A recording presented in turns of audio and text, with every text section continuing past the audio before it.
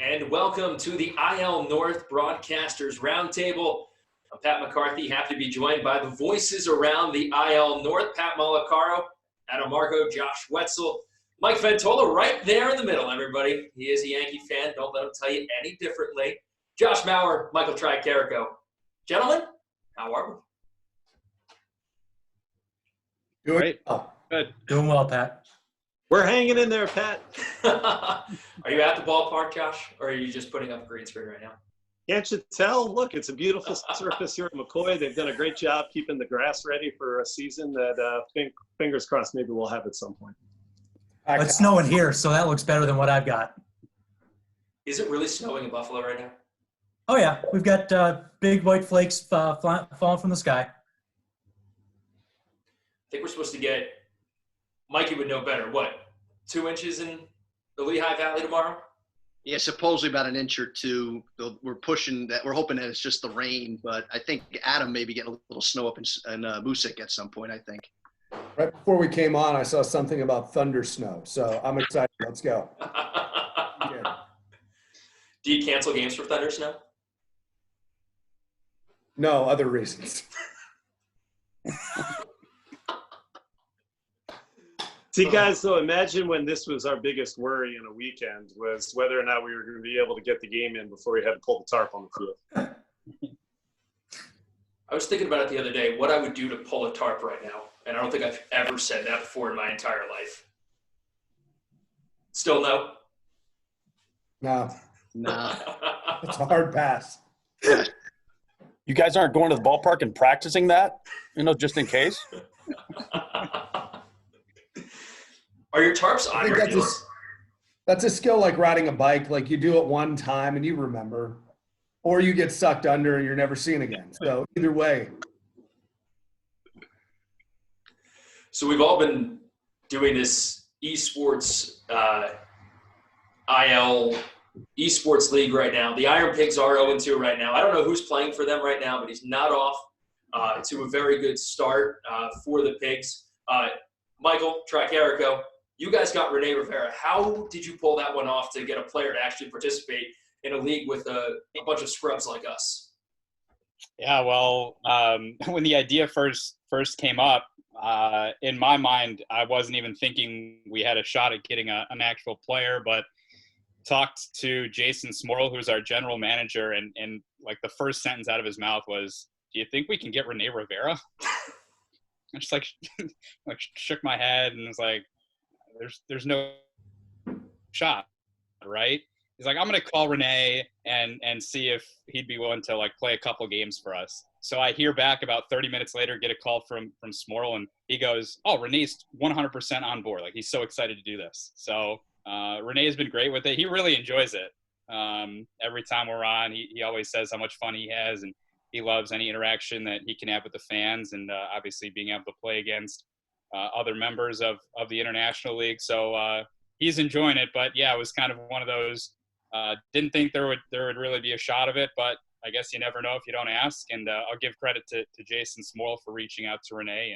And Rene was last year one of our fan favorites, and yeah, he's been really eager to get this going, and he's had some success, 2-0 already against other humans in the league. So he's not too bad either.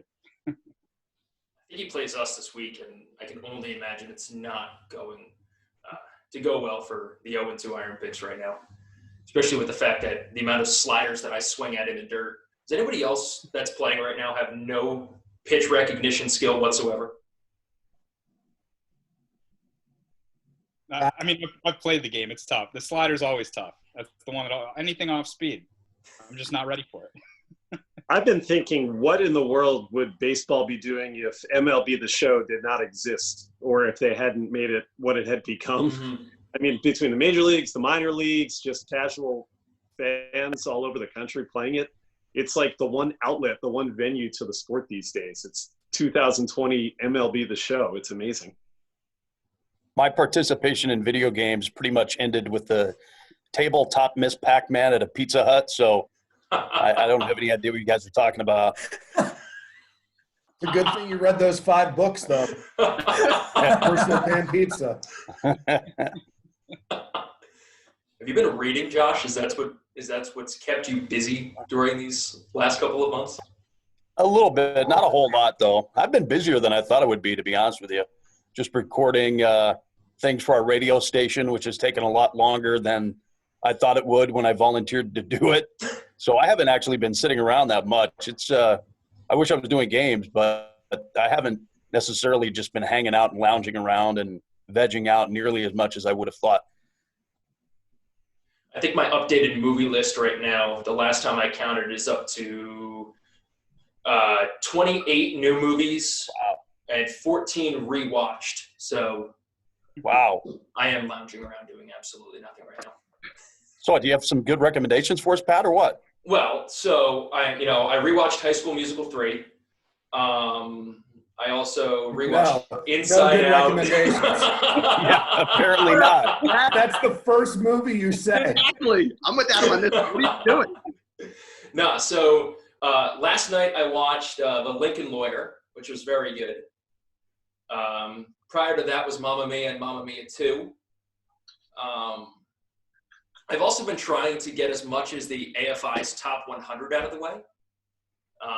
So I'm ashamed to say that I just watched Jaws for the first time. So you mean to say, Pat, that you've been watching things like Gone with the Wind and Casablanca, but yet the first thing you mentioned to us was like Full Musical? I watched Annie Hall and Singing in the Rain. Singing in the Rain is a great movie. You should have led with that. Yes. Or some of the other classics you just named, not High School Musical. Right, anything but High School Musical. It is the worst of the 3 High School Musicals. I was going to say, if you're going to pick one of the 3. I did Harry Potter for the first time. I had never watched Harry Potter before. That was pretty good. I enjoyed that. I've only seen one of them. There's what, 7 or 8? No, there's 8.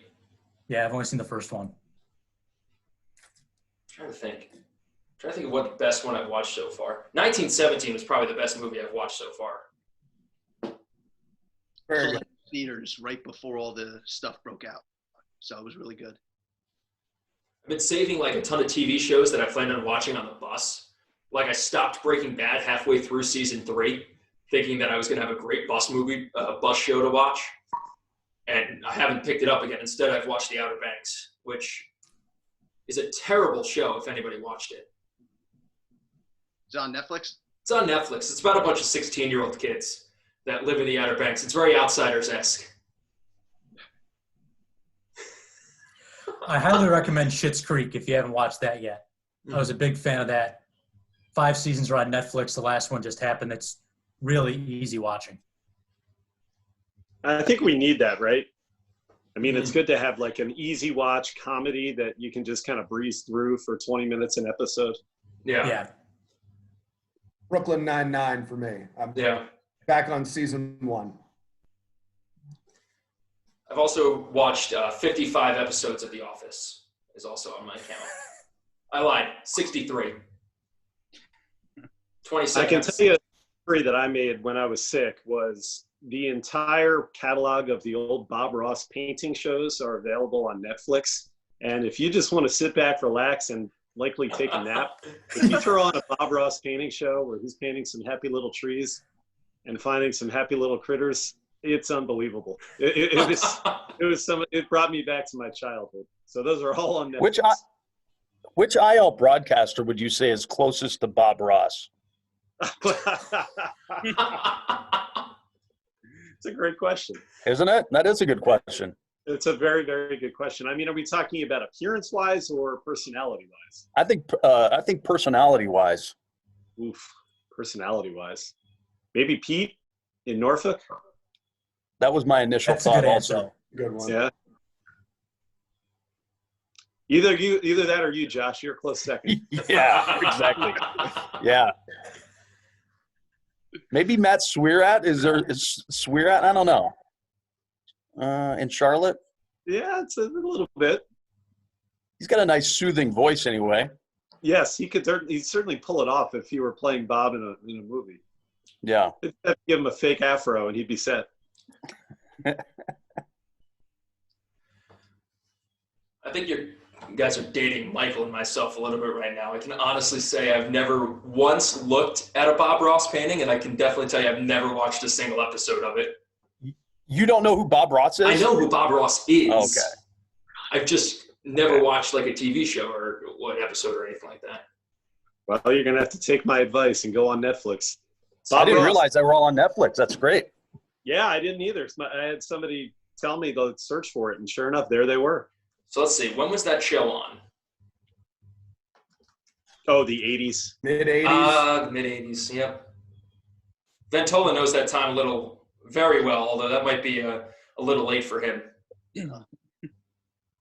How many episodes of MASH have you watched during this? I've actually probably watched about 65 episodes. Every time it's on MeTV at 7 o'clock, bam, there I am. With the world famous Toledo Mud Hens. That's right. Jamie Farr. Mm-hmm. Have you guys still continued to make appearances on the Mike Zambelli show on Service Electric? His show is actually on the shelf for now, but I've made a couple petitions trying to get Pat on the Mike Zambelli show once again, but I got made fun of for wearing a suit when I went on there. I was like, I got to represent. I mean, this is the Mike Zambelli show we're talking about. I have to look my best. I got to dress to the nines. We all can't wear giveaway socks like Mike did when he was on. So they did replay a Matt Province broadcast, so it was quite entertaining when he was doing an animal show at the Lehigh Valley Zoo. Mm-hmm. I think, Josh, weren't you there? I think you walked into the booth and they were playing on TV, if I'm not mistaken. I'm quite familiar, yes. Several hours watching that. Yes. And it was a great time, Matt. Have you called Mama Nina's at all and gotten Italian takeout? Because if you haven't, you've done things wrong. I have not. Mm-mm-mm. I've called from the local Italian place up the street by me. So it's a little shorter distance than having to go all the way out there. Little Caesars? Yeah, Little Caesars. I had to get the hot and ready to go. Has anyone noticed, too, that Chick-fil-A's line is still longer than ever throughout this Longer than ever. But they wear the guys wear a tent basically while taking your order. Yes. I think one of the biggest issues in general with this lockdown situation is having to actually fend for myself for all these meals. When you work in sports year-round, you are at least provided a meal a day, if not 2 meals a day, and all of a sudden you got to take care of yourself. Well, last week before we played the head-to-head game in the E-League, Pat asked me what I was eating for dinner that night. I actually made chicken and pasta because it's one of the meals I miss at our ballpark.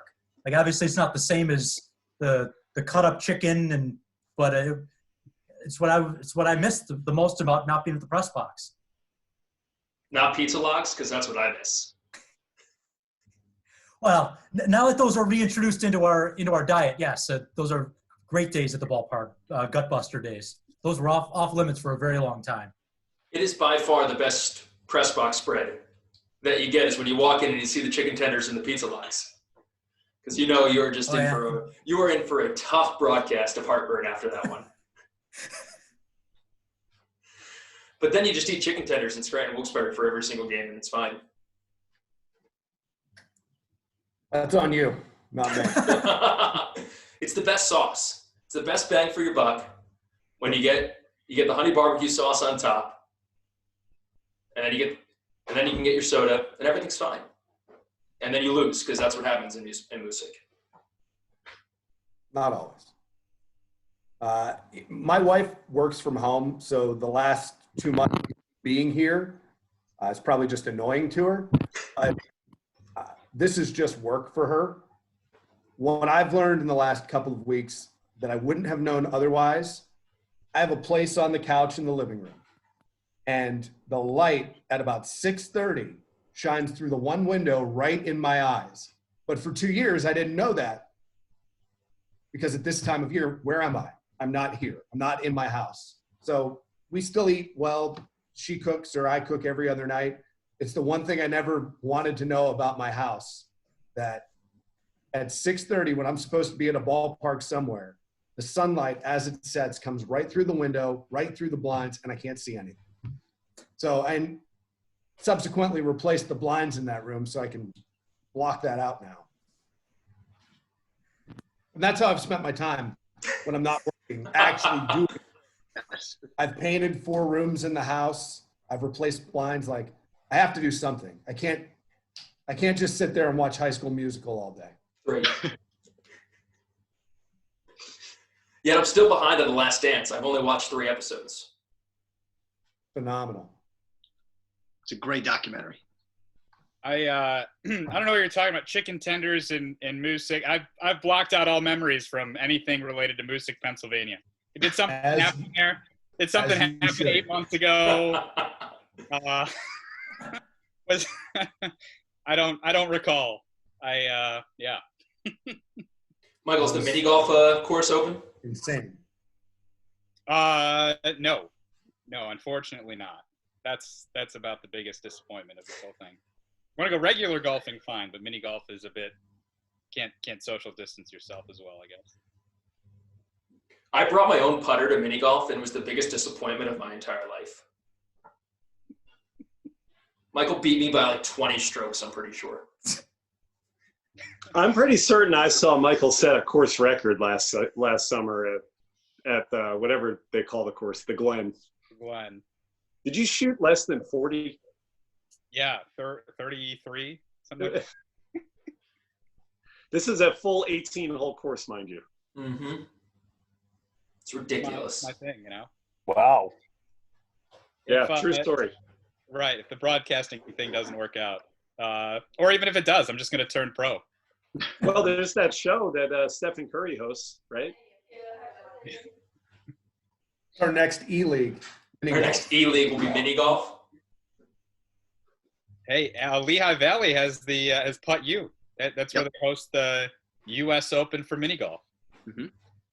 How have we not taken advantage of this yet? Because you're not very good, dude. That's why. We need someone like Mike to obviously be there in order to, have someone good being played. You and I are terrible, so. And I've actually seen your real life golf game. It's really bad. Right. Because they have water hazards and sand traps on a mini golf course there. Marco, was it with you that I broke the head of my 3-wood? Yes. And almost crashed the golf cart about two holes from that? You might want to stick to mini golf.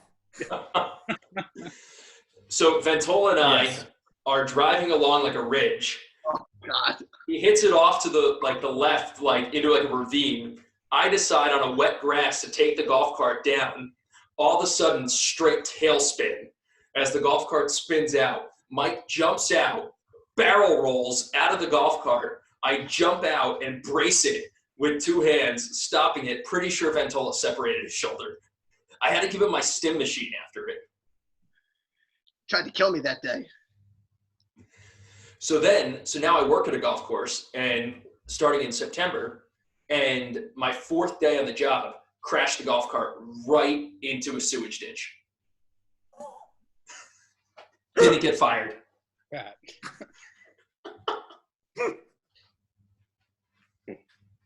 Okay. So, long story short, don't let me drive the golf cart. I didn't realize golfing was so dangerous. God. Only with me. Only with Pat. I think about the best part of that night where Michael and I went to mini golf is the fact that after it, we went and got calzones. And it was just as school had started at Syracuse, and we sat out in the middle of campus and just people watched around at midnight for about a half hour as people were going to and from the dorms. So Pat knows we were right next to Shine, right across from Hall of Languages, and a bench. And we were just watching people go to and from parties for about a half hour. And it was probably one of the more entertaining moments that we have had during a baseball season. So one of the years we finished the season in Syracuse when Ben and Duke were still working together, and I actually joined him for the last road trip. And we went up we were staying at the Crown Plaza, and we decided to go up to one of the bars up around campus. Happened to be senior night. Duke is a little bit older. He's a senior. Exactly. The girl that was taking money at the cover didn't understand that as a senior citizen, he didn't have to pay the cover just like college seniors.